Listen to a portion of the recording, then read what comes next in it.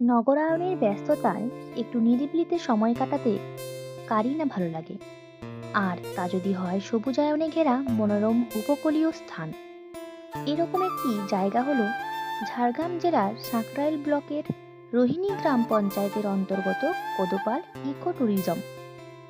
দুলুং ও সুবর্ণরেখার মধ্যবর্তী জেগে ওঠা একটি চর, যা লোকমুখে সবুজ দ্বীপ নামে পরিচিত। প্রায় বছর আটেক আগে ৩২ হেক্টর জমিতে সাঁকরাইল পঞ্চায়েত সমিতি ও ব্লক প্রশাসনের উদ্যোগে এই সবুজায়ন তৈরি হয়। এটি ঝাড়গ্রাম থেকে মাত্র ৩৫ কিমি দূরে সাঁকরাইল ব্লকের রোহিণী বাসস্ট্যান্ড থেকে দুপাশে ধানক্ষেত ও ছোট ছোট গ্রামের মধ্য দিয়ে একেবারে নদীর তীরে অবস্থিত। বর্ষায় ভরে ওঠে নদী, যার জন্য নদীর দুপারকে যুক্ত করেছিল একটি কাঠের ছোট্ট সাঁকো। কিন্তু অতিবৃষ্টিতে তা ভেঙে যায়, তাই অগত্যা শীতে বিস্তীর্ণ সোনালী বালুচর পায়ে হেঁটেই পার হতে হয় পর্যটকদের।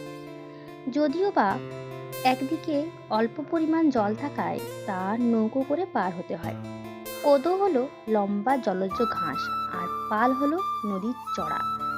এই কোদোপাল ইকো ট্যুরিজমে রয়েছে ফলের বাগান, মূল্যবান ভেষজ উদ্ভিদের বাগান, চিলড্রেন পার্ক, খোলা মঞ্চ ও আদিবাসী নারীদের নৃত্যরত মূর্তি আর মাদল বাদনরত পুরুষের মূর্তি, যা পর্যটকদের দৃষ্টি আকর্ষণ করে।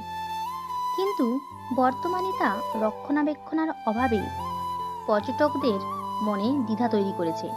হয়তো আর্থিক অভাবে অথবা কমিটির সদস্যদের অবহেলায় মনোরম পরিবেশ আজ রুক্ষ শুষ্ক অবস্থায় পরিণত হয়েছে।